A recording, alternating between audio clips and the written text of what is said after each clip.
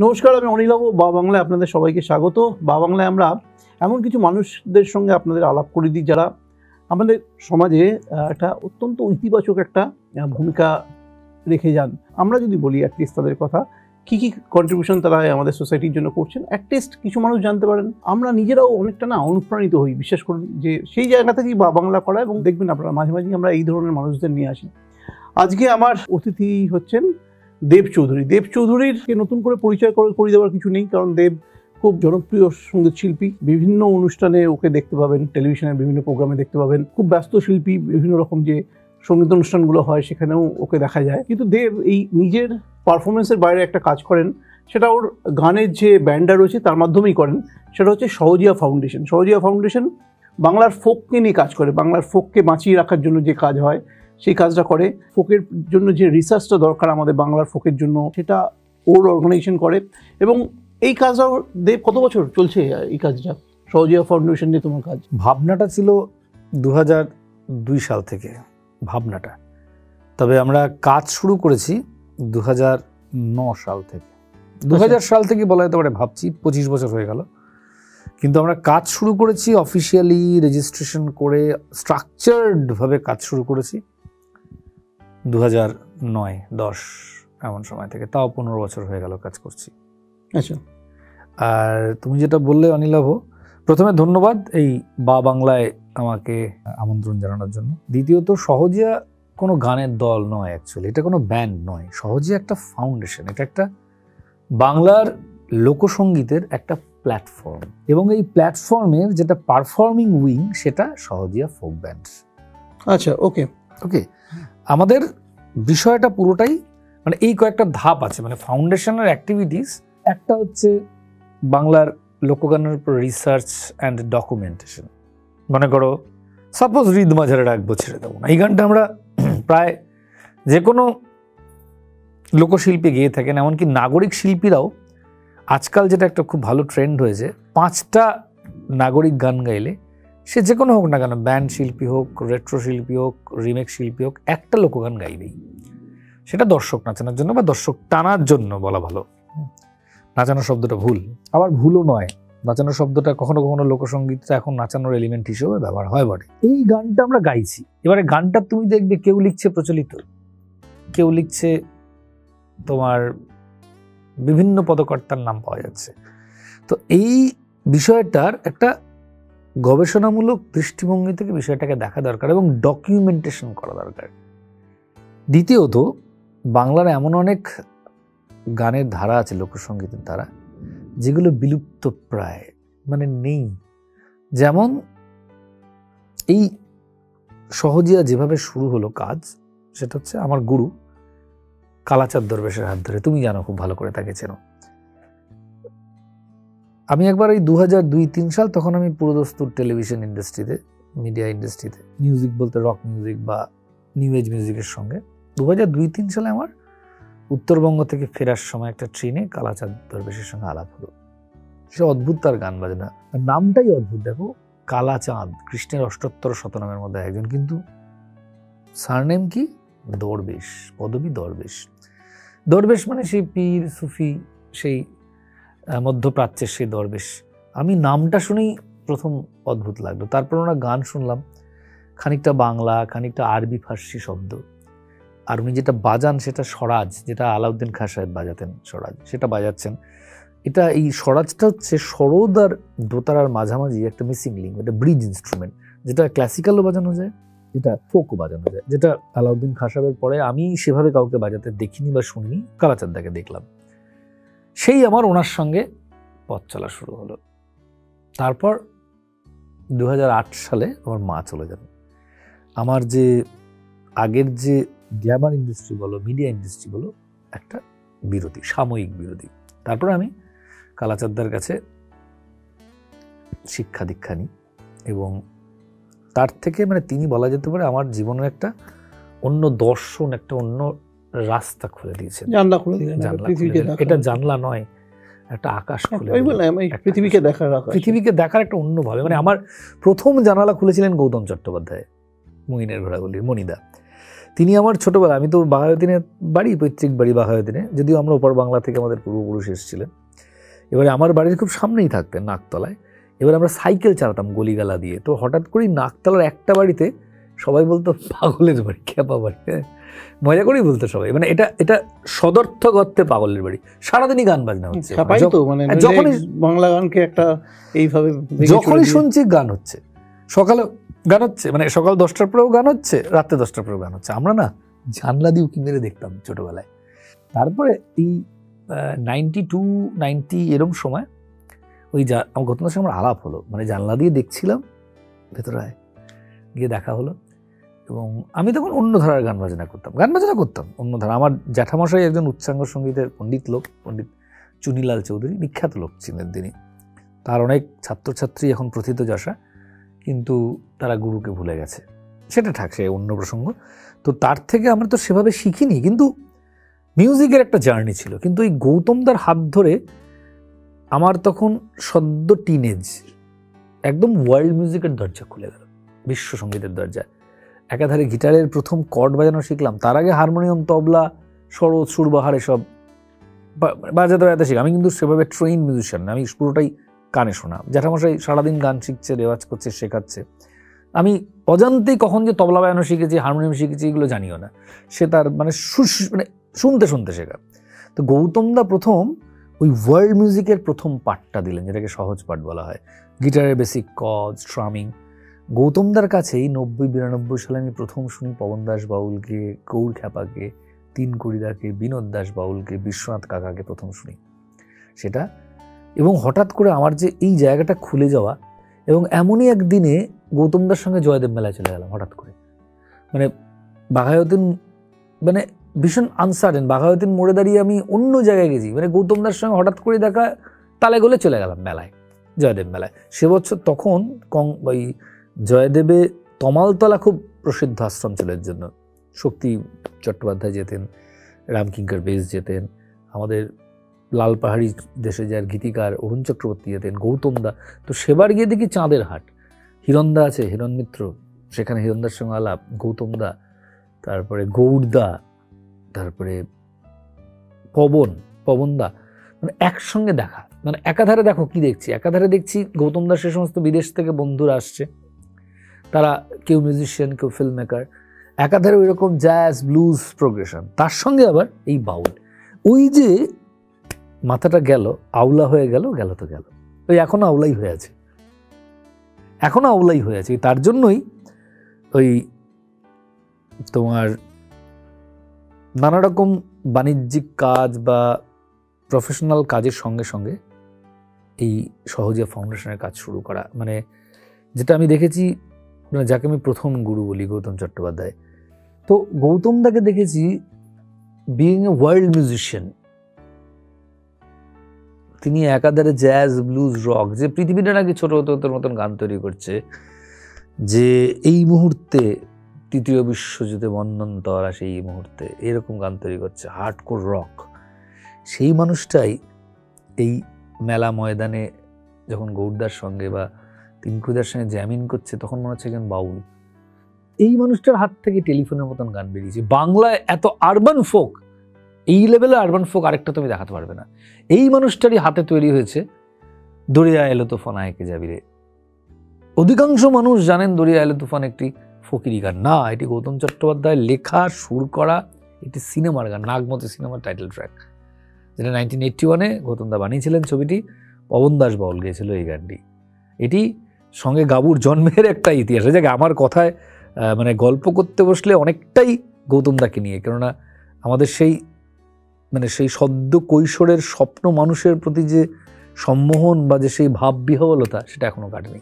পরে দরবেশের হাতে এসে বা দরবেশের ছায়া এসে আমার একটা অন্যরকম মার্গদর্শন হলো বলতে পারো, একটা যেটাকে বলা হয় দার্শনিক একটা স্তর। কি হয় বলতো, এটা অনেকের মুখে শুনি, অ্যাকচুয়ালি কি হয়, ডিফারেন্স মানে এই কালাচাঁদ দরবেশের সঙ্গে দেখা হওয়ার আগে এবং তার পরের পৃথিবীটা কিভাবে বদলালো? দেখো, গৌতমদার সঙ্গে দেখা হয়ে যেভাবে বদলেছিল, এক ধাক্কা একটা আকাশ খুলে যাওয়া। আর দরবেশের সঙ্গে দেখা হয়ে বা ওনার এই শিক্ষা দীক্ষায় থেকে যেটা বুঝলাম, ছায়া থেকে, আমাদের যে এক্সিস্টেন্স এত তৃণসম, মানে যে কোনো মুহূর্তে আমরা আছি আর নেই, একটা সুতোর এদিক ওদিক। তারপরেও যতক্ষণ বেঁচে থাকা ততক্ষণ জীবনের কিছু পরতকে দেখা, কিছু লেয়ারকে দেখা। আর দরবেশি গান, যেটা কালাচাঁদদা গাইতেন, যে ধারার গান, এবং কালাচাঁদদার থেকেই আমার ওই গানের শিক্ষা, ওই ধারাটা নিয়েই আছি। যদি বলো আমার চর্চা এবং চর্যার বিষয় কিন্তু দরবেশি গান, চর্চা এবং চর্যার বিষয়। এ এক অদ্ভুত ধারা, বুঝলে। এই গানের মধ্যে মিশে আছে বৌদ্ধ সহজতন্ত্র, বৌদ্ধ তন্ত্র মিশে আছে আজ থেকে 2500 বছর আগে। তার সঙ্গে মিশে আছে সুফিবাদ। 1200 ওই সময়টা আমাদের জালালউদ্দিন সাহেব এপার বাংলায় ওপার বাংলায় গেলেন, তার একটা ক্ল্যান, সুফিবাদের একটা ক্ল্যান।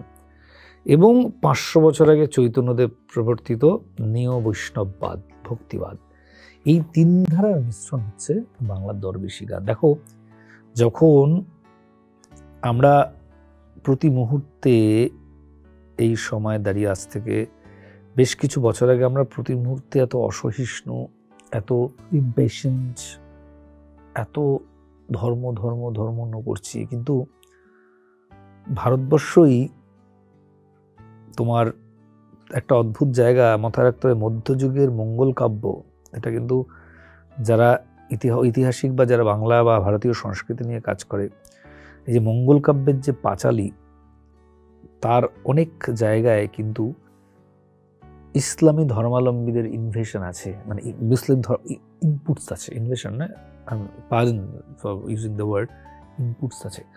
মঙ্গল কাব্যের অনেকটা পার্ট কিন্তু ইসলামী কবিদের দ্বারা রচনা করা, এটা বুঝতে হবে।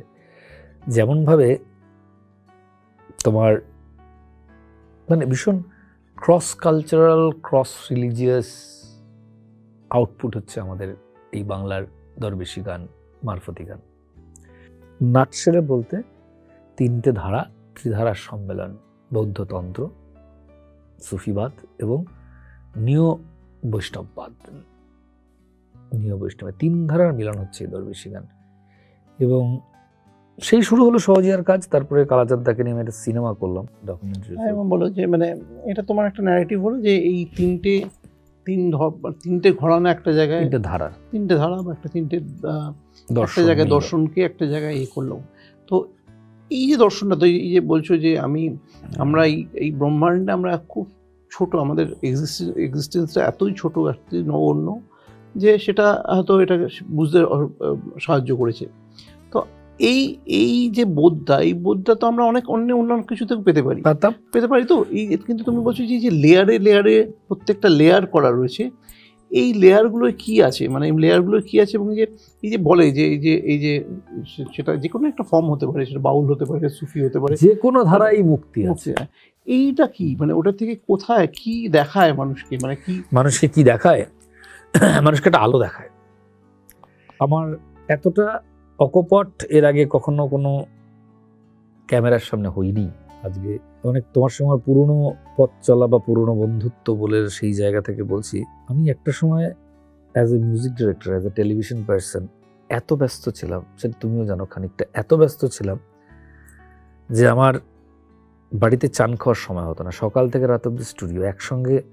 সেই সময় ইটিভি বাংলা ছিল, ইটিভি বাংলার টেলিফিল্ম রহস্য গল্প বলে স্লটগুলো ছিল, শুধু তোমারই জন্য, এই স্লটগুলোর মিউজিক করছিলাম তখন আমি। তারপর টেলিফিল্মস, তারপর মেগা সিরিয়ালস, এত ব্যস্ত ছিলাম সেই সময়। সব কটা তারা মিউজিকের মেগা সিরিয়ালস, তারপরে দূরদর্শন, এত ব্যস্ত ওভার মানে ওয়ার্ক, আমি একটা সময় পারছিলাম না পেরে উঠতে।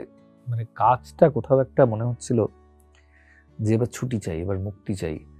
আসলে আমি এটা করতে চাইছি না, আমি একটা ঢুকে পড়েছি। এই কাজ ঠিক মানে আমার কাজ নয়, মানে আমার এটার জন্য আমি গৌতম আমাকে এই রাস্তা দেখাইনি, বুঝলে। আমি অনেক উপার্জন করছি, অনেক কাজ করছি, প্রচুর টেলিভিশন এক্সপোজার, সারাক্ষণই টেলিভিশন, এই পার্টি, এখানে যাচ্ছি। পরপর একটা সিনেমা করলাম, একটা 90 ঘন্টা, সেটা তো তুমিও ছিলে অ্যাসোসিয়েট, সৌগত রায়বর্মনের সিনেমাটা, তুমিও ছিলে সেটাতে, প্রোডাকশনের এবং ডিজাইনিংয়ে ছিলে 90 ঘন্টা। তারপরে তোমার লাল রঙের দুনিয়া করলাম, নীলাঞ্জন ভট্টাচার্যের, রূপক শাহ লেখা লাল রঙের দুনিয়ার মিউজিক করলাম। তারপরে রুদ্র দ্য ফায়ার মানসের সিনেমা, যিশু স্বস্তিকার প্রথম দিকের সিনেমার জন্য গান লিখছি, সুর করছি। এবং আজকে যারা আমার এই লোকসঙ্গীতের জীবন দেখছেন, বাংলার প্রথম দিকের আইটেম সং কিন্তু আমার তৈরি করা। যদি ইউটিউবে সার্চ করেন দেখবেন 90 ঘন্টা সিনেমার একটা গান, আমার কাঁচা পিরিত পাড়ার লোকে পাকতে দিল না, ওটা কিন্তু আমার তৈরি করা গান, যেটা ইয়ানা গুপ্তা ছিল অ্যাজ এ আইটেম গার্ল আর কি। তারপর ওই সিনেমারই একটা গান আছে, মন বুঝে আছো কেন, চোখ কেন বন্ধ অন্ধকারে, শূন্য শূন্য মহাশূন্য নিরাকার, অ্যাবসলিউট বাংলা জ্যাজ, ওরকম বাংলা জ্যাজ হয়নি। তো শুনবে একবার গানটা, শূন্য শূন্য মহাশূন্য নিরাকার, ওটা তো কোরাস লাইনটা, ওটা একটা পুরো absolute jazz, blues, rock and roll, reggae, নানা রকম ওয়ার্ল্ড মিউজিকের ইমপ্লিমেন্ট কাজ করছি বাংলা সিনেমায়। কিন্তু এটা আমার দুর্ভাগ্য, বা অবশ্যই শ্রোতাদেরও কমিউনিকেট করতে পারিনি, সেই সময় সোশ্যাল মিডিয়া স্ট্রং ছিল না।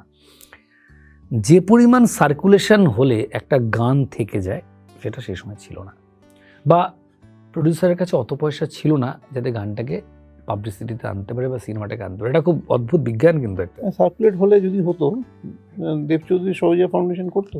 এটা একটা খুব ভালো প্রশ্ন করেছো। দেখো, আমি যে আনসাকসেসফুল ছিলাম তা নয়, কিন্তু তাহলে হয়তো ব্যস্ততা আরও খানিকটা বাড়তো, তাহলে এদিকে আসা হতো না। অকপট বললাম এটা। আবার আরও কিছু বছর পরে হয়তো আসা হতো, যখন আরেকটু রিক্ত হতাম, মানে সময়ের দিক থেকে, ভাবনার দিক থেকে আরেকটু রিক্ত হতাম, তখন আসতে দ্য ডেস্টিনি আসতেই হতো। তো ওই সময়টা আলোটা কি পেলে, ওইটা বললাম, ওই যে ব্রেকটা আমি আর নিতে পারছিলাম না। এত ওভার ওয়ার্কলোড, এত একটা ফটোগ্রাফি, মানে ক্যামেরা, পার্টি, সন্ধ্যায় প্রতি মানে party, film party, release party করতে করতে তখন আমি বম্বেতে কাজ শুরু করেছি। কলকাতা বম্বে যাতায়াত করছি, 2-4টে ন্যাশনাল ছবিরও কাজ করেছি। এই তখনই এদের সঙ্গে আলাপ, শানুদা, উদিতজি, এদের সঙ্গে আলাপ। তো হঠাৎ করে মা চলে গেল 2008 সালে জুন মাসে, 30 জুন। ওই মা চলে যাওয়াটা বলা যায় আমার একটা জীবনের জ্যোতি চিহ্নের মতন কাজ করলো। সেই সময়টা বুঝলাম it's right time to take a break. তারপর আমি সব ছেড়ে ছুড়ে দরবেশের আশ্রমে চলে গেলাম, ধূপগুড়িতে কালাচাঁদার আশ্রমে। সেখানে আমার নতুন জীবন। এবার তুমি বারবারই একটা প্রশ্ন করছো, আমি ঢুকতে পারছি না, আলোটা কি দেখলাম? আলোটা হচ্ছে জ্ঞানের আলো, বুঝলি, নূর। দরবেশী গানেরই একটা জায়গা আছে, তোমার নফসের কোঠায় খিল পড়িলে, আশোক মাসক মিছা গেলে, তখন নবী দেন দরজা খুলে, সেই তো তার দিদার পায়। দিদার মানে অনুগ্রহ। নবী কৃষ্ণ, নবী যিশু, নবী বুদ্ধ, সব নবী মানে দ্য সুপ্রিম পাওয়ার। এক্ষেত্রে নবী দেন দরজা খুলে, সেই তো তার দিদার পায়। কিন্তু তুমি জানো না সেই বন্ধুর বাড়ি কোন জায়গায়। এই বন্ধু আসলে তোমার গুরু, এই বন্ধু তোমার পরম আরাধ্য দেবতা। সে নবী মোহাম্মদও হতে পারে, সে বুদ্ধ হতে পারে, সে যিশু হতে পারে, কৃষ্ণ, আমাদের জগন্নাথ দেব থেকে শুরু করে শিব, কালী, যে ইচ্ছে হতে পারে। কিন্তু যতক্ষণ না তুমি তার স্বরূপের দিক অন্বেষণ করছো, ততক্ষণ জীবনের একটা পথ হাঁটা বাকি থেকে যায়। তুমি তাকে ধরতে পারবে না, বন্ধুকে পাওয়া যায় না। আমাদের এই আসলে বন্ধু তো আমাদের অল্টার ইগো। মানে তুমি ঈশ্বরের অবস্থান কোথায়? আমাদের ভাবনায়, আমাদের চেতনায়। ঈশ্বর বলে যদি কিছু থাকে, এটা অদ্ভুত প্রশ্ন, ঈশ্বর আমাদের সৃষ্টি করেছেন, আমরা ঈশ্বরকে? হ্যাঁ, এ প্রশ্নে আমার একটা উত্তর আছে, যেটা আমি এই পথ হেঁটে যেটা পেয়েছি। একজন অলমাইটি ক্রিয়েটার আমাদের তৈরি করেছে, তুমি তাকে ব্রহ্ম বললে ব্রহ্ম, ঈশ্বর বললে ঈশ্বর, সুপ্রিম পাওয়ার বলে সুপ্রিম পাওয়ার। কিন্তু ঈশ্বরের অবয়ব আমরা তৈরি করেছি, অবয়বটাকে আমরা দিয়েছি যে তিনি জটাজুটোধারী এরকম, তিনি গদাধারী, এইটা আমাদের তৈরি। একটা অদ্ভুত কিন্তু জায়গাটা, বুঝতে পেরেছো তো? যে অলমাইটি ক্রিয়েটার আমাদের তৈরি করছে, তিনি তার অবয়বের জন্য আমাদের ভাবনার দ্বারস্থ হচ্ছেন, বা আমাদের চিন্তার দ্বারস্থ হচ্ছেন, আমাদের কল্পনা এবং আমাদের আমাদের দৃষ্টিশক্তির দ্বারস্থ হচ্ছেন। এই যে interplay of emotion, understanding, scientific realisation and the philosophical journey, এইটা আমার তৈরি হতো না যদি দরবেশকে না পেতাম। আর দরবেশ নিজে একজন স্কুল মাস্টার ছিলেন। উনি ধূপগুড়ির ঠুনকিঝার স্কুলের হেডমাস্টার ছিলেন। তিনিও আমারই মতন বয়সে, প্রায় 40 বছর বয়সে, সব ছেড়ে ছুড়ে, স্কুল জীবন ছেড়ে ছুড়ে দরবেশ হয়ে যান, এবং তারপরে সারা পৃথিবী ঘোরেন, অ্যাকচুয়ালি তো বলা হয় যে মানে যে কোনো সাধনাই আলটিমেটলি ঈশ্বর সাধনা হয় আর কি। মানে আলটিমেটলি ঈশ্বরের অবস্থান কোথায়? একদম আলটিমেটলি ঈশ্বরের সাধনা। তোমার তোমার মানে এই স্পিরিচুয়ালিটিটাকে কানেক্ট করা মিউজিক দিয়ে কিভাবে সম্ভব, বা কারা পারেন কারা পারেন না, মানে কোথায় ডিফারেন্সটা হয়? এই যে আমরা বলি অরিজিৎ সিং এর গানে, হ্যাঁ, কোথাও একটা স্পিরিচুয়ালিটির বোধহয় কানেক্ট আছে, মানে ওর যেভাবে গান গায়, যেভাবেই হয়, বলি আমরা এই কথাটা হয়তো অনেক সময়, কিন্তু অনেকের ক্ষেত্রেই হয় সেটা। মানে লতা মঙ্গেশকরও হতে পারে, পণ্ডিত রাজেশ চক্রবর্তী হতে পারে, বা অন্য যারা আমাদের এখানকার বহু ফোক আর্টিস্ট রয়েছেন, বাউল রয়েছেন, তারা ওই ওই ওই ওই কানেক্টটা করিয়ে দেন কোনোভাবে আর কি, বা ওই কানেক্টটার সন্ধান পান। এই জার্নিটা কীরকম অ্যাকচুয়ালি, জার্নিটা কীরকম, কারা পারেন কারা আলটিমেটলি? তুমি তো দেখেছো যারা নিজেরা রিয়েলাইজ করেন তারাই অন্যকে রিয়েলাইজ করাতে পারেন। If you yourself can't realise, তুমি এটাকে বোঝাতে পারবে না। আমার দেখা অসংখ্য মানুষ যারা এই নূর পেয়েছেন, নূর মানে দ্য ম্যাজিক লাইট পেয়েছেন, আমার কখনো কখনো অজয়দার গান শোনা যায়, চক্রবর্তীর গান শোনা, ম্যাজিক লাইট বলছে, কেউ বলছে এনলাইটেড হচ্ছে, ওই একই, যেটাই মানে ওই জ্ঞানটা, নলেজ, মানে দ্যাট ইজ দ্য নূর। নূর আমাদের এই সুফি মতে নূর। আমার মনে হয় আমি অজয়দার গান খুব ক্লোজ প্রক্সিমিটিতে শুনেছি। কখনো সব সময় সবার গান শুনে যে মনে হয় না, কিন্তু উনি আধ্যাত্মিকতার সেই স্তরে পৌঁছেছেন। কেননা তার কিছু কিছু জায়গায় গিয়ে, মনে করে একটা গানের মাঝখানে আমি দেখেছি, অজয় চক্রবর্তীকে দেখেছি, একটা অংশ এমনভাবে গাইলেন, সেই গানটা ওই নূর না থাকলে সম্ভব না। আমার গুরু, যার কাছে আমি খানিক কিছুদিন উচ্চাঙ্গ সঙ্গীতের তালিম নিয়েছিলাম, শ্রী জয়ন্ত বোস, আচার্য জয়ন্ত বোস, তাকে দেখেছি সাংঘাতিক ট্যালেন্টেড, স্কিলফুল একদম মিউজিশিয়ান, কিন্তু একটা পোর্শনে গিয়ে তিনি দর্শনটা দেখতে পাচ্ছেন, তিনি ছুতে পাচ্ছেন দ্য অলমাইটিকে। আমি গৌতম দাকেও দেখেছি অলমাইটিকে ছুতে পারা। এটা কিন্তু মিউজিকের ফর্মটা ইম্পর্টেন্ট নয়। তোমার শুনতে খুব অবাক লাগবে, বাট ইটস ফ্যাক্ট। রূপম যখন গান গায়, রূপম হার্ডকোর রক গায়, তো রূপম হার্ডকোর রক পারফর্মার, কিন্তু রূপম যখন স্টেজে গান গায়, যখন দর্শককে কানেক্ট করে, তখন ইটস এ ডিফারেন্ট রূপম।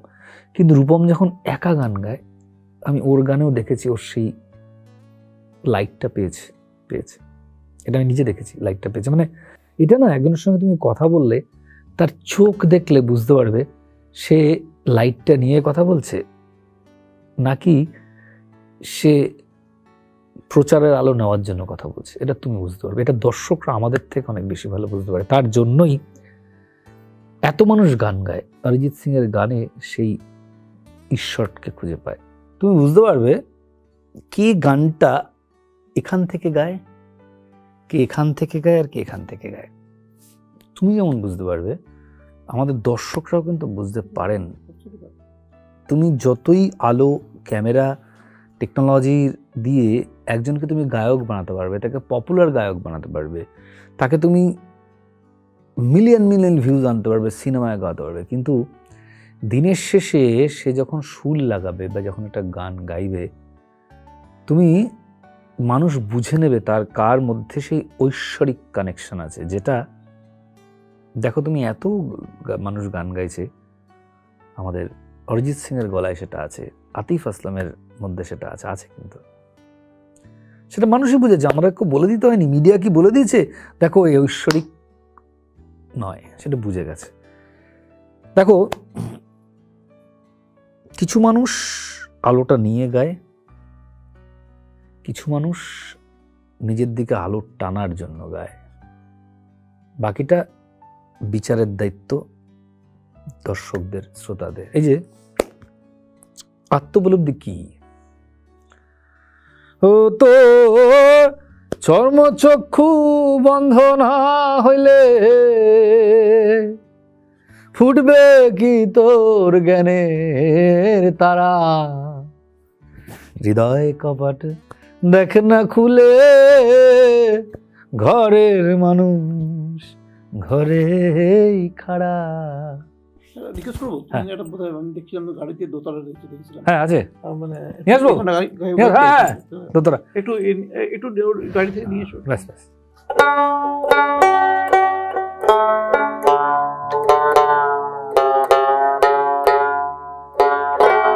এটি দরবেশজির গাইতেন, এটি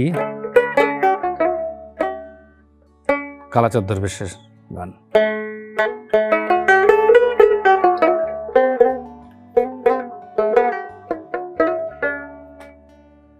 এই যে ঘরের মানুষ, এই মানুষটি কে? এই মানুষটি কখনো আল্লাহ, কখনো নবী মোহাম্মদ, কখনো আমাদের শিবজি, কখনো জগন্নাথ দেব, কখনো বুদ্ধ, কখনো জিসাস ক্রাইস্ট, কখনো কৃষ্ণ, যাই বলো না কেন, আসলে সে তো তোমার অল্টার ইগো, তার মধ্যে লুকিয়ে থাকা অন্য একজন, তুমি যেভাবেই তাকে ডাকো না কেন। ও তো চর্ম চক্ষু বন্ধ না হইলে ফুটবে কি তোর জ্ঞানের তারা, হৃদয় কপাট দেখ না খুলে, ঘরের মানুষ ঘরে খারা, হৃদয় কপাট দেখ না খুলে, ঘরের মানুষ ঘরে খারা।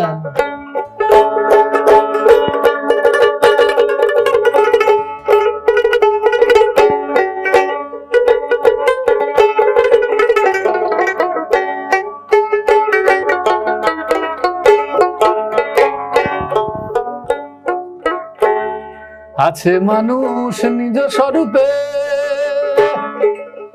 মানুষ খেলা করে চুপে চুপে, ডুব দিয়ে দেখ রসের কূপে, ডুব দিয়ে দেখ রসের কূপে, দেখতে পাবি তার চেহারা, হৃদয় কপাট দেখ না খুলে, ঘরের মানুষ ঘরে খারা।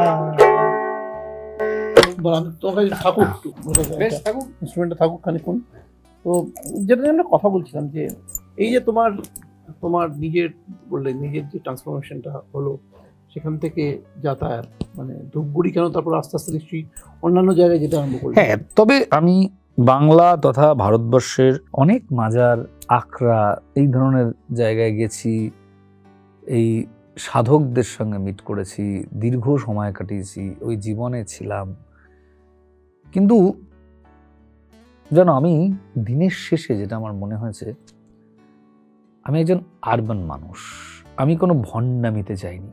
টু বি ভেরি ফ্র্যাঙ্ক, আমি কোনো ভণ্ডামিতে ছিলাম না, ভণ্ডামিতে নেই, ভণ্ডামিতে না থাকার চেষ্টা করব। অন্তত এই চর্চা এবং সঙ্গীতের বিষয় নিয়ে। ভণ্ডামিতে কি হয়? এইটা একটা খুব ভালো প্রশ্ন। ভণ্ডামি মানে আমি যেটা নয় সেটাকে দেখানো। 5টা গান গাওয়া বা 10টা গান শেখা আরবান কোনো মানুষ, কলকাতার মানুষ দেখবে জব্বা পরে একটা স্টাইল স্টেটমেন্ট দেয়, জব্বা বাউল ফ্যাশন। এটা গৌরদা খুব ভালো কথা বলতেন, এরা হচ্ছে উকার ছাড়া বাউল, গৌরদা বলতেন হাসতে হাসতে।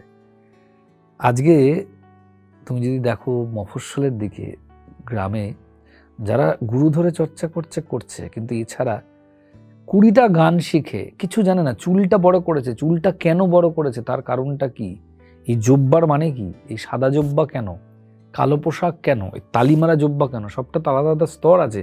তুমি ইচ্ছে করলে সাদা কাপড় পরে, সাদা জামা কাপড় পরে অনুষ্ঠান করতে পারো না, তার অন্য স্তর। কালো জামা পরা অন্য স্তর। এবং তুমি ঠিক যেভাবে পীতব্রস্ত ইচ্ছা করলে কি তুমি পারো, সন্ন্যাস নিলে কেন পারো না, তার তো স্তর আছে।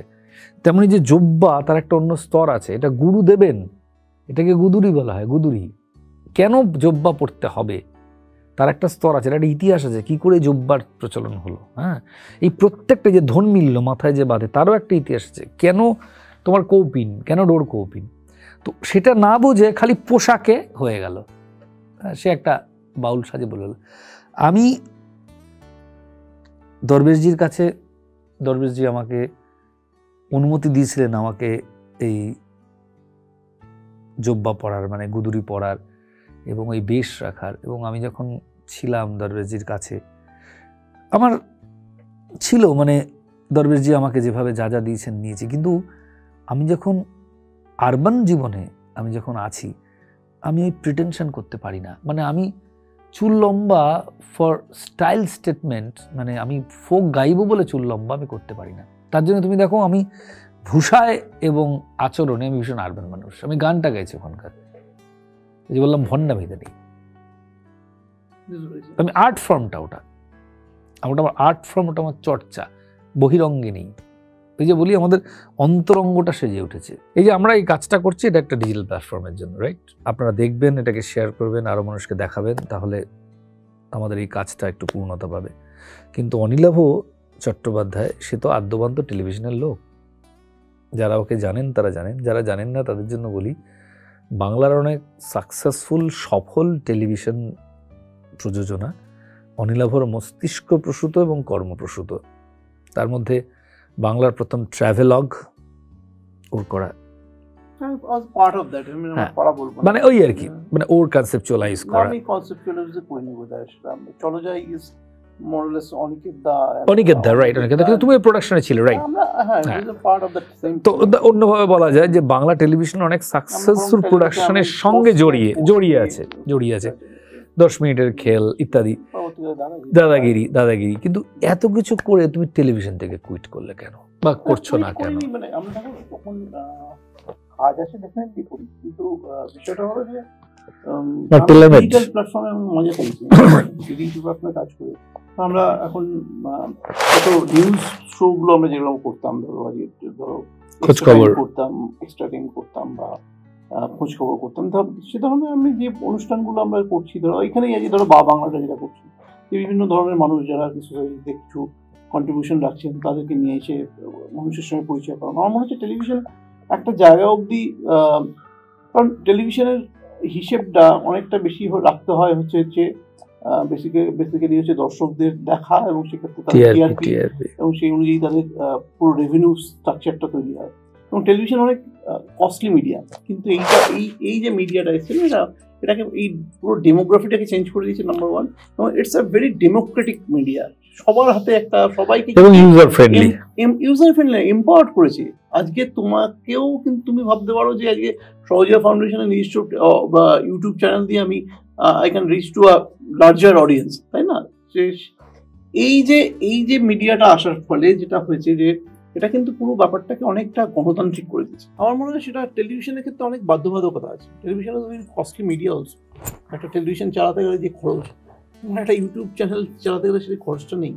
এবং এখানে আমার মনে হয় যে এখানে আমরা এই মুহূর্তে অনেক বেশি লোকের সঙ্গে কানেক্ট করছি, একটা সরাসরি কমিউনিকেশন, তারা নিজেরা তাদের মতামত দিতে, এটা একটা ভালো কথা বলেছো যে প্ল্যাটফর্ম একটা আজকে ধরো ইউটিউব বলো, এবারও এর যে স্ট্রেংথ সেটা কিন্তু টেলিভিশন চ্যানেলে নেই আমার মনে হয়, 1 নম্বর। 2 নম্বর হচ্ছে যে সুতরাং এই মিডিয়ামটায় তুমি যত রকম পরীক্ষা নিরীক্ষা করতে পারবে, তুমি টেলিভিশনে পারবে না। তুমি ওখানে তোমার সময়টা হচ্ছে 24 ঘন্টা, তুমি এখানে একদিন 48 ঘন্টার কন্টেন্ট তুলে দাও না, কেউ তোমাকে প্রশ্ন করবে না।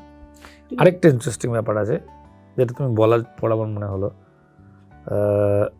আমি ফ্রান্সে রিউনিয়ন আইল্যান্ডে শো করতে গেছি। ফ্রান্সে কোনো ইন্ডিয়ান টেলিভিশন কম যায়, বাংলা টেলিভিশন প্রায় যায় না, কম 2-1টা যায়। সেখানে কিন্তু দেখেছি আমার গান ওরা ইউটিউবে শুনেছি। অ্যাবসলিউটলি। শুধু না, তুমি ফ্রান্সে বসে যদি তোমার শোটাকে লাইভ স্ট্রিমিং হয়, তোমার বাড়িতে বসে তোমার বাড়ির লোকজন সেটা শুনতে পারবে। তোমার এখানকার যারা দেখেন, তোমাকে ফলো করেন, সেটা আমরা করি, ফেসবুকে তো করি, আমরা তো করি। তো সেটাই বলছি যে এই মিডিয়াটার যে এই ডিজিটাল মিডিয়াটার আসার ফলে যে পুরো গোটাটাই এত একটা গণতান্ত্রিক হয়ে গেছে, মানুষ এত এম্পাওয়ার্ড হয়ে গেছে, এখন আর কারোর প্রতি পরোয়া করে না অ্যাকচুয়ালি। সে যদি আমরা একটা টেলিভিশন চ্যানেলে যেমন একটা ধরো একটা মতামত তৈরি করছে, বা একটা খবরে যে একটা মতামত তৈরি করছে, একজন মানুষ সেও কিন্তু ভাবে যে আমার মতামতটাও তাকে শুনতে হতে পারে, আমি যেটা ভাবছি সেটাও আমি কিন্তু তাকে শোনাতে পারি, আমি মানুষকে শোনাতে পারি। সুতরাং এটাই একটা ডিফারেন্স করে দিয়েছে এখন পুরো মিডিয়াটা, মানে যে আমরা যেটাকে ট্র্যাডিশনাল মিডিয়া বলি সেটা থেকে এখন বদলে গেছে পুরো ব্যাপার।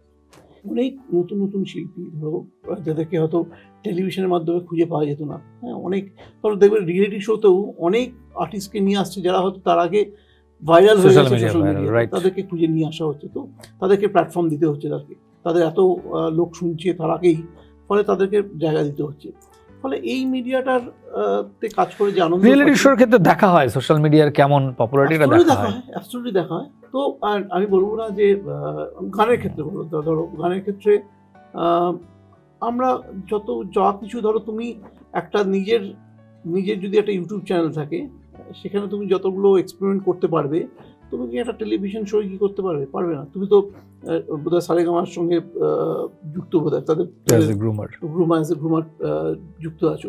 লোকসঙ্গীতের গ্রুমিং এবং মেন্টরিংটা করি। এবার লোকসঙ্গীত নিয়ে সত্যি অনেক কাজ হচ্ছে। ধরো কালিকাও যখন যে শুরু করলো, যখন লোকসঙ্গীতকে নিয়ে এলো রিয়েলিটি শো, কালিকা তো প্রথম বাংলা লোকসঙ্গীতের রিয়েলিটি শো মঞ্চে নিয়ে এলো। আমার মনে আছে এই তীর্থ, এই ঋষি, আমাদের অদিতি মুন্সি, এরা সবাই মিলে সে বছর আমরা দেখেছিলাম। পরবর্তীকালে আমরা দেখেছি অর্কদীপকে চ্যাম্পিয়ন হতে দেখেছি আমরা। ওটা কিন্তু আমার গ্রুমিং এ, তোমার গ্রুমিং এটা ওই সময় থেকে আমি গ্রুম মেন্টর করেছিলাম। আমি সেটাই বলছি যে এরকম অনেক কাজ বেড়েছে, অনেক ফোক মিউজিক নিয়েও কাজ বেড়েছে টেলিভিশনে। কিন্তু তার বাইরেও আমি বলবো, সব মানুষদের তো আমরা জায়গা দিতে পারছি না। এর বাইরেও প্রচুর ট্যালেন্ট রয়েছে, যারা কিন্তু আমরা সোশ্যাল মিডিয়াতে আমরা জায়গা দিতে পারি। তো আমি অন্তত আমি খুব মজা পাই এই মিডিয়াতে কাজ করে, এবং যত মানুষের কাছে পৌঁছাতে পারি আমার মনে হয় টেলিভিশন দিয়ে পারতাম।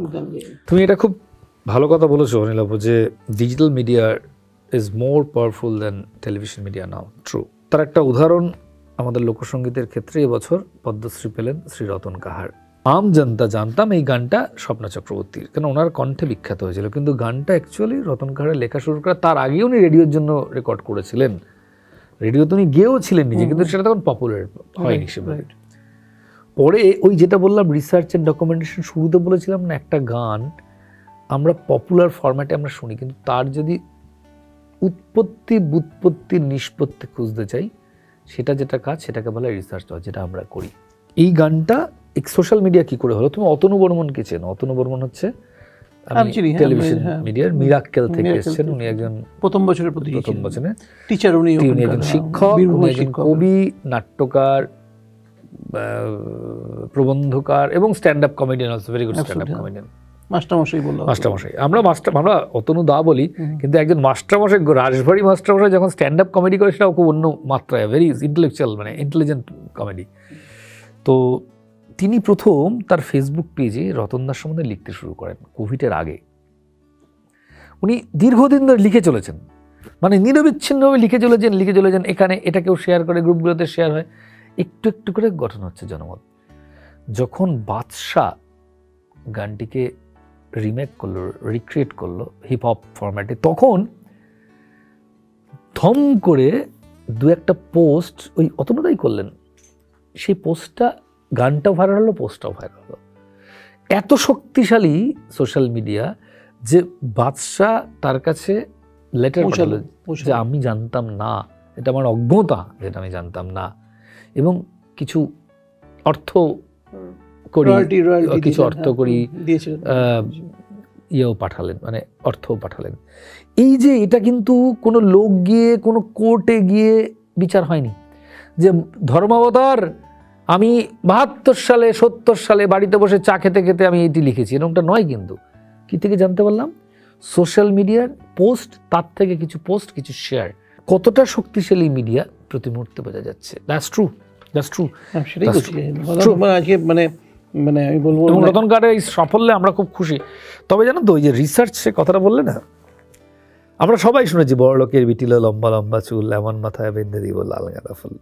গাইবে না, এই গানটা গাইবো না, এই গানটা রতনদার মতো করে গাইতে পারবো না, কিন্তু গানটা আমরা জানি এখন গাওয়ার। কিন্তু রিসার্চ এন্ড ডকুমেন্টেশন কোন জায়গায় আসে জানো? গানটার ইন্ট্রোস্পেকশনে যখন তুমি যাবে, গবেষণার জায়গাটা কোথায়, গানটা কিভাবে তৈরি, একজন নগর থেকে যাওয়া কোনো মানুষের সঙ্গে একজন প্রান্তিক রমণীর প্রেম সম্পর্ক, ঘনিষ্ঠতা, এবং তার পরে অবশ্যম্ভাবী গর্ভধারণ, এবং পরবর্তীকালে যেই মানুষটি নাগরিক মানুষটি ছিলেন, সেই নাগরিক মানুষটির নগরে ফিরে যাওয়া এবং তার সঙ্গে ডিট্যাচমেন্ট। এই গল্পটা মাথায় রেখে এবার গানটা শোনো। বড় লোকের বিটিল লম্বা লম্বা চুল, এমন মাথায় বেঁধে দিব লাল গাঁদা ফুল। আমার কি মনে হয় যে এই যে বড় লোকের বিটিল, এই যে এটা ন্যাশনালি একটা অ্যাকসেপ্টেন্স হলো যখন বাদশা গাইলো, তার আগে আমাদের কিন্তু স্বপ্না চক্রবর্তী এবং আমাদের বাংলার মধ্যেই খুব প্রচণ্ড পপুলার ছিল, কিন্তু মানে আমি বলছি যে এই যে ফোক গানগুলোর ক্ষেত্রে আর একটু পপুলারিটি কীভাবে হতে পারতো আর কি, বা মানে আমাদের হতে পারতো না। কি এইটা একটা অদ্ভুত কথা নিলব, মানে এই মুহূর্তে লোকসঙ্গীত ইনথিং, এতটা ইনথিং, রিয়েলিটি শো, সে রক গায় তাকে দিয়ে ফোক গাও, সে ক্লাসিক্যাল গায় তাকে দিয়ে ফোক গাও। তাহলে পরপর 2 বছর একটা রিয়েলিটি শোতে ফোক চ্যাম্পিয়ন হয়। 2 বছরই আমি গ্রুমার ছিলাম ফোকের, তুমি বলো না, 2 বছরই ফোক চ্যাম্পিয়ন হলো। এই পদ্মপলাশ যে চ্যাম্পিয়ন হলো, প্রথমবার অর্কদীপ, পরবার পদ্মপলাশ। তুমি এই পদ্মপলাশের কে সোশ্যাল মিডিয়া ছিল, ওকে এই যে নগরের মানুষের সঙ্গে পরিচয় করার দায়িত্বটা আমি নিয়েছিলাম। এটা আমি বহুবার বলেছি, টেলিভিশন মিডিয়ায় বলেছি, মিডিয়ার কাছে বলেছি। আমি অশোকনগরের ওখান থেকে ফিরছিলাম বাড়িতে একদিন রাতের শেষ ট্রেনে ফিরবো বলে, কোভিডের আগে। তখন একটি গান ভেসে আসে কীর্তনের আসর থেকে রাধা গোবিন্দ মন্দিরে। দেখি একটি কীর্তন হচ্ছে, তার মধ্যে মান্নাদের গানও হচ্ছে, রবীন্দ্রসঙ্গীত হচ্ছে, নজরুল হচ্ছে। আমার খুব স্ট্রাইক করলো, কি হচ্ছে এটা? গিয়ে গেলাম, গিয়ে দেখি পদ্মপলাশ গাইছে। গানের মাঝখানে ভেঙে ভেঙে নজরুল, ভেঙে ভেঙে মান্নাদের গান, ভেঙে ভেঙে রবীন্দ্রনাথ গান। এবং আমি শুনলাম, রাত 2:30 বাজে, অবশ্যই ইয়েও চলে গেল, রেস্টুরেন্টে চলে গেছে। ওখানে রাইত এবং কাইত ফোন নাম্বারটা নিয়ে চলে এলাম। তারপর তো লকডাউন হয়ে গেল। প্রথম পদ্মপলাশের টেলিভিশন পারফরমেন্স আকাশাটে, যেটা আমি নিয়ে এসেছিলাম, আমি অ্যাঙ্কারও করেছিলাম সেই অনুষ্ঠানটা। তারপরে ও জি বাংলা অডিশন দেয়, এবং এর আগেও কিন্তু 3 বার অডিশন দিয়েছিল সারেগামাতে, ও পাইনি, এবার পেল। আমি ওকে ধরে নিয়ে যাইনি, কিন্তু এই যে ট্যালেন্ট হান্ট, এটা আমি করি, এটা আমাদের সহজের একটা কাজ, এটা আমার ব্যক্তি জীবনের কাজ। মানে আমি যদি প্রজন্মকে খুঁজে না এনে, আমাদের পরবর্তী প্রজন্মকে খুঁজে না এনে আলোর সামনে দরকারাই, কাউকে না কাউকে তো কাজটা করতেই হবে। তা তোমার এখানে যেহেতু একটা ইন্ডিপেন্ডেন্ট মিডিয়া, আমি এতগুলো চ্যানেলের নাম বলতে পারছি নির্বিঘ্নে। এটা তো আমি এক চ্যানেলে বসে অন্য চ্যানেলের কথা বলা যায় না। কিন্তু তারপরে পদ্মপলাশ দেখো চ্যাম্পিয়ন হয়ে বেরিয়ে গেল। ওর যোগ্যতা আছে, ওর যোগ্যতা ছিল, ওর যোগ্যতা থাকবে, কিন্তু এই অনুঘটকের কাজটা করতে হয়, যেটা একসময় শুভেন্দু বাইদি করতেন। আজকে শুভেন্দুদা কিন্তু এই কাজটা করতেন। বহু আর্টিস্ট আজকে আলো পেয়েছে শুভেন্দু মাইতির জন্য। আমি নাম করতে পারি, সেটা অনেকের গাত্রদাহের কারণ হবে। সুমন থেকে নচিকেতা চক্রবর্তী সবাই তো মানে শুভেন্দুদার একটা কোথাও একটা লোপামুদ্রা মিত্র থেকে শুরু করে অনেকেই কিন্তু শুভেন্দুদা সেই সময় একটা ভীষণ সদর্থক ভূমিকা নিয়েছিল। রাইট, অ্যাবসলিউটলি বড় কাজ করেছেন। তো কাউকে তো করতে হবে এই সময়। নিশ্চয়ই। আমার বক্তব্য যে সহজিয়া ফাউন্ডেশনের ক্ষেত্রে তোমরা মানে বাউল বা ফোকস আর্টিস্টদের নিয়ে তোমরা গ্রামে গঞ্জে কি কাজটা করো, বা তারা কেমন আছেন? তুমি আমরা যেটা করি, মূল কাজটা যেটা করি, আমাদের একটা বললাম, আমাদের একটা রিসার্চ অ্যান্ড ডকুমেন্টেশনের কাজ করি, যেটা বাংলা ডাইং আর্ট ফর্ম নিয়ে কাজ করি। দ্বিতীয়ত আমরা ডাইং আর্ট ফর্ম কেন বলছো তুমি? যেখানে বলছো দরবেশী গান তো আর কেউ গায় না, it's the dyeing art form.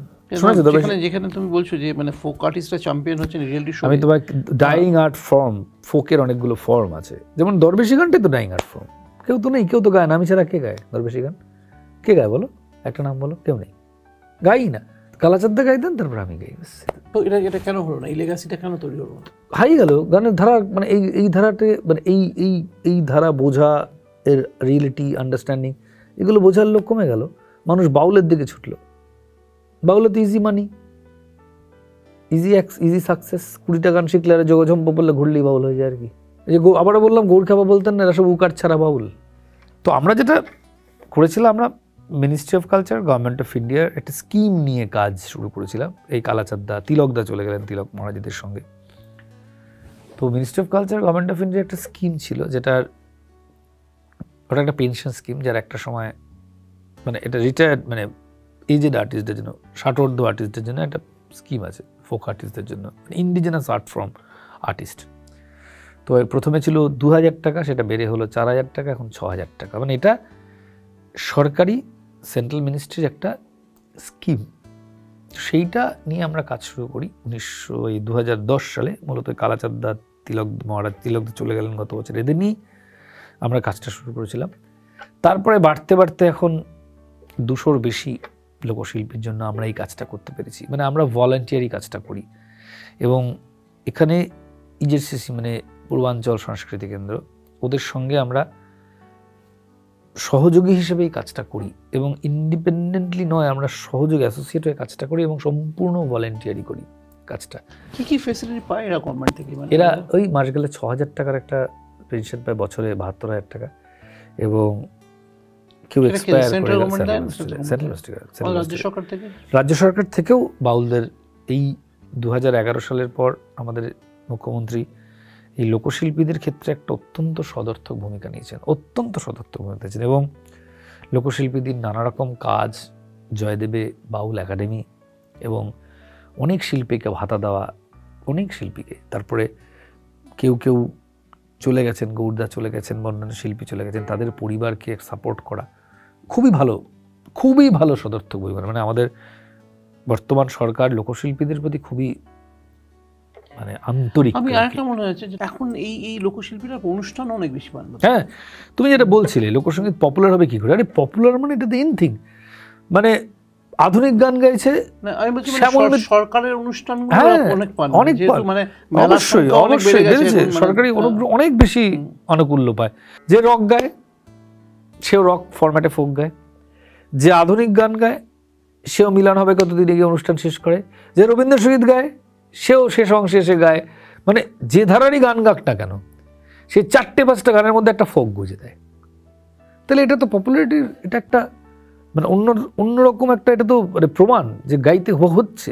যে এই যে ধরো যে এই বহু গান তো আছে যেগুলো আমরা জানি না, প্রচলিতভাবে চলছে, এই যে লোকগুলো গানটা লিখেছে বা যে গান লোকটা সুর করলো, ঠিক আছে, কাজে ডিজিটাল মাধ্যমে মানে স্পটিফাই চলছে বা টেলিভিশনে চলছে, সেই গানটার যিনি অ্যাকচুয়াল কপিরাইট হোল্ডার আর কি, তাকে কি করে খুঁজে পাওয়া যাবে বা তারকে খুঁজে পাওয়ার কাজটা কিভাবে লিপিবদ্ধ থাকবে? খুব মুশকিল। তার কারণ যারা রতন কাকারের ক্ষেত্রে হয়তো সোশ্যাল মিডিয়ায় সেটা ভাইরাল হয়েছে বলে, বাদশা গানটা গেয়েছে বলে আলটিমেটলি আমরা কিন্তু রতন কাকারকে খুঁজে পেয়েছি, তাহলে কিন্তু পেতাম না। না, অতনুদা কিন্তু অনেক আগে থেকে লিখতে শুরু করেছে, মানে এইভাবে, মানে বলতে পারো হ্যাঁ এতটা ভাস্ট, মানে অতনুদার লেখাটা তো এই জায়গায় পৌঁছায়নি যেখানে গিয়ে একটা পুরো চেঞ্জ করে দেবে, পুরো সিনারিওটা চেঞ্জ করে দেবে। কিন্তু আমার যদি বক্তব্য হচ্ছে যে যদি আমি একটা 4টে ফোক গান, পপুলার ফোক গান আমরা ইউজ করছি বিভিন্ন জায়গায়, ঠিক আছে, আমরা ইউজ করছি কিন্তু আমরা জানি না তার সেই গানটা কে লিখেছেন কীভাবে। এই যে চেনার কাজটা, এবং ওই লোকটা যে লোকটা লিখেছেন অ্যাকচুয়ালি, যে লোকটা সুর করেছেন, তার যে প্রাপ্য সেটাকে, তাকে যে স্বীকৃতি বলো, তার যে প্রাপ্য বলো, সেটাকে কিভাবে এনশিওর করা সম্ভব? টাফ, কারণ এটা একটা আইনি বিষয়, বুঝলি, এটা একটা কপিরাইট প্রোটেক্টিভ ল, একটা আইনি বিষয়। এটার ব্যাপারে মানে আমরা গানটা বলে দিতে পারি গবেষণা করে বা রিসার্চ করে গানটা এর লেখা, কিন্তু কাকে কি করে প্রোটেক্ট করা যায় সেটা আইনি অধিকার, সেটাকে নিয়ে ভাবা যেতে পারে, কিন্তু সেটা ঠিক আমি ওই কাজটার জন্য নয়, মানে আমি আইনি অধিকারের লোক আমি নয়। আমি খুঁজে বার করতে পারি যে এটা এর, যেভাবে এই রতনকারের গানটা কেন লেখা, সে একজন নাগরিক মানুষের ফেলে আসা প্রেম, দাম্পত্য, যৌনতার ফসল, সে গানটা গেছে, সেটুকু অবধি আমরা যেতে পারি। সেটাকে কি করে কপিরাইট প্রোটেক্ট করতে হয় সেটা অন্যজনের কাজ। ঠিক যেভাবে একজন মানে তোমার কাজ এখানে বসে থাকা, এবারে তারপরের একটা অন্য ধারার একজনের কাজ আছে, ঠিক তেমনইভাবে ওইটা কোনো একজন লিগ্যাল পার্সনকে এই দায়িত্বটা নিতে হবে, সেটা আমরা ঠিক। সেটা কি সহজে ফাউন্ডেশন অ্যাক্সেলারেট করতে পারে? আমরা অ্যাক্সেলারেট করতে পারি, কিন্তু আমি ওই কাজটা করতে পারি। তুমি করতে পারো না, ডেফিনেটলি পারো না, কিন্তু I am not a law person. না, you are not a law person, আমরা জানি, কিন্তু এই কাজটা তো করা জরুরি, তোমার মনে হয়? কি মনে হয়? অত্যন্ত জরুরি। তার কারণ লোকগান তৈরি হচ্ছে বা যেখান থেকে লোকগান আসছে সেটা নিয়ে সবাই বলবো না, বেশ কিছু মানুষ, বেশ কিছু কোম্পানি ব্যবসা করছে, কারণ তাদের সংস্কৃতি রক্ষার দায় নেই, ব্যবসায়ীর দায় থাকে না সংস্কৃতি রক্ষার। কিন্তু মানে যারা এই ব্যবসাটা করছে, অ্যাকচুয়ালি ব্যবসা করতে অসুবিধা নেই, ব্যবসা ভালো জিনিস, ভালো জিনিস, খুব ভালো, কিন্তু তাকে ওর প্রাপ্যটা দিতে হবে। আমি যে বললাম সংস্কৃতি, তাকে প্রাপ্যটা দিতে হবে। বাচ্চা যখন জেনেছে, ফোন করে রতন কাকার সঙ্গে যোগাযোগ করে তার প্রাপ্যটা দিয়েছেন, কিন্তু আমি সেখানে সাধুবাদ দেবো। অবশ্যই সেটাকে বিয়ে করে, অবশ্যই। সেটা তো এখানে তো কোনো রেজিস্টার ছিল না, তার নামে তো লেভেল ছিল না কোনো, যে রতন কাকার নামে না ছিল না, কিন্তু তুমি যদি ডকুমেন্টস ঘাটতে এটা পাওয়া যেত, কারণ রেডিওতে উনি গানটা প্রথম গেয়েছেন। আমাদের মনসুর ফকিরের মতন যে সমস্ত যে জায়গাগুলো রয়েছে, যারা যেখানে গৌরভাঙায় বোধহয় ইয়েতে, তো এই জায়গাগুলোর থেকে এখন কিরকম কাজ হচ্ছে, মানে কিরকম কাজ হচ্ছে? ভালো কাজ, মানে কি কাজ হচ্ছে? মানে খুবই ভালো কাজ হচ্ছে। এগুলো আখড়া ভিত্তিক কাজ, তো মানে আমাদের সহজে খুব একটা আখড়া ভিত্তিক কাজ করি না আমরা। হ্যাঁ, এটা যারা আখড়া ভিত্তিক কাজ করেন তাদের কাছে এই ধারণাটা অনেকটা পরিষ্কার, আরও বিশদে বলতে পারবেন। আমরা মূলত তোমায় যেটা বললাম, আমরা লোকসঙ্গীতের গবেষণা, তার প্রয়োগ তার প্রচার প্রসার এবং যারা বর্ষিয়ান লোকশিল্পী তাদের সাপোর্ট করার জন্য কাজটা করি। আমাদের কাজের এই কাজ করতেই মোটামুটি আমরা যারা সহজিয়া, যারা ভলান্টিয়ার্স, আমরা তো ভলান্টিয়ার্স বেসিক্যালি, মানে ঘরের খেয়ে বোনের এবং বোনের মস্তারা, এই দুটোই। আমাদের পক্ষে এই কাজটা করার পর এতটা এনগেজমেন্ট, এই যে পেনশন স্কিমটা চালানোর প্রচুর পেপার ওয়ার্ক করতে হয়। প্রতি বছর এদের লাইফ সার্টিফিকেট জেনারেট করতে হয়, সেটা এখন ফিঙ্গার থ্রু হয়। ইনকাম সার্টিফিকেট জেনারেট করতে হয় এবং সেটা ইনকাম সার্টিফিকেটের উপর লোকাল বিডিও এসডির উপর নির্ভর করতে হয়। এবং ফরচুনেটলি আমাদের বিডিও এসডিওরা অত্যন্ত কম্প্যাশনেট এই ব্যাপারে এবং খুবই সেন্সিটিভ বলে দিয়ে দেন। আবার অনেক ক্ষেত্রে দেনও না, তখন আমাদের মধ্যস্থতা করতে হয় যে এনার এই ব্যাপারটা আছে, এটা একটু করে দিলে ভালো হয়। এই সব মিলিয়ে বলতে পারো একটা ইটস এ এনরমাস প্রসেস। এবং একই সঙ্গে আমরা খুব যে এক্সপ্যান্ড করেছি বা অনেক কাজ করেছি, কি করতে পারতাম এভাবে ভাবলে হবে না।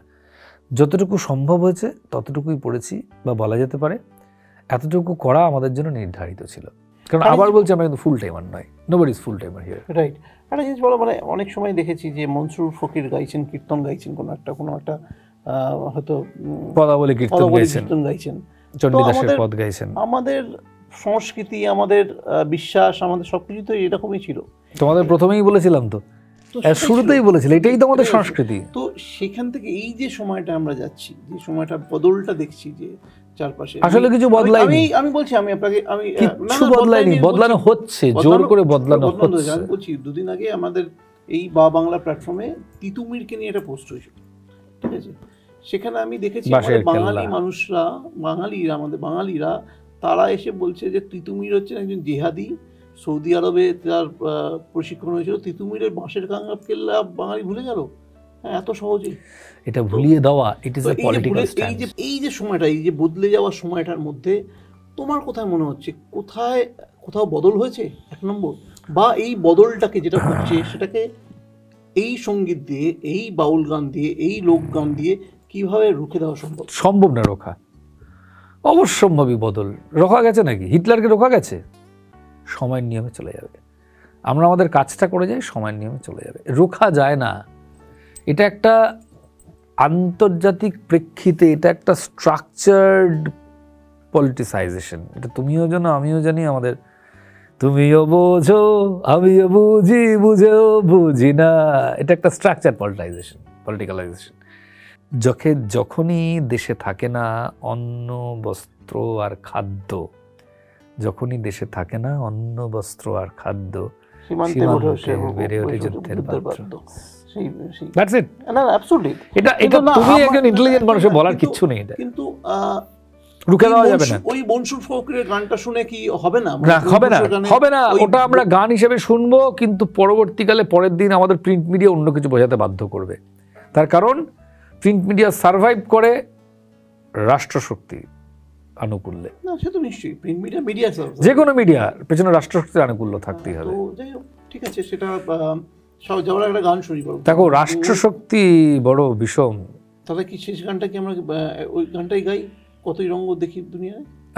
বেশ, মানে যেখানে শেষ করলাম আমরা। আচ্ছা, ফাইনালি যেটা বুঝলাম তোমার এই সোশ্যাল প্ল্যাটফর্মে এসে, সেটা হলো সোশ্যাল প্ল্যাটফর্ম খুব ইন্ডিপেন্ডেন্ট জায়গা না, সোশ্যাল মিডিয়া জিন্দাবাদ। কথাগুলো এই রাষ্ট্রের বিরুদ্ধে কথাগুলো ওই রাষ্ট্রচালিত কোনো চ্যানেলে বলতে পারতে না, এখানে বলতে পারো তুমি। আমি তো বলে দিই, লোকজন রেখেও দেয়, হ্যাঁ, ওই আর কি বলে দিই, কিন্তু ওই অকপটভাবে এইগুলো বলার বেশ ভালো সুযোগও হলো। বাকিটা জনতা জনার্দন।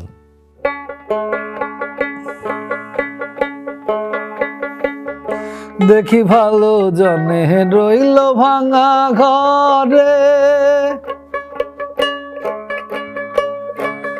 মন্দ দেশে সিংহাসনে চড়ে। দেখি ভালো জনে রইল ভাঙা ঘরে, মন্দ দেশে সিংহাসনে চড়ে। সোনার ফসল ফলায় যে তার দুবেলা জোটে না আহার, সোনার ফসল ফলায় যে তার দুবেলা জোটে না আহার, হীরার খনির মজুর হয়ে কানা করি নাই, আরে হীরার খনির মজুর হয়ে কানা করি নাই। ওরে ভাই রে ভাই রে, কতই রঙ্গ দেখি দুনিয়ায়, ও ভাই রে ও ভাই, কতই রঙ্গ দেখি দুনিয়ায়। আমি যেই দিকেতেই চাই অবাক বনে যাই, আমি যেই দিকেতেই চাই অবাক বনে যাই, আমি অর্থ কোনো খুঁজে নাহি পাই রে ভাই রে ভাই রে, কতই রঙ্গ দেখি দুনিয়ায়, ও ভাই রে ও ভাই, কতই রঙ্গ দেখি দুনিয়ায়। Thank you Dev, thank you so much আসার জন্য। এবং আপনাদের সবাইকে বলি যে অ্যাকচুয়ালি সময়টা ওই রঙ্গ দেখারই সময়, সুতরাং সবাই খুব সাবধানে থাকবেন। চারপাশটা যা শুনবেন, দেখবেন, পড়বেন, বুঝে নেবেন, যাচাই করে নেবেন, যাচাই করে নেবেন, বুঝে নেবেন। থ্যাংক ইউ সো মাচ, সবাইকে নমস্কার। ভালো থাকবেন সবাই, জয় গুরু।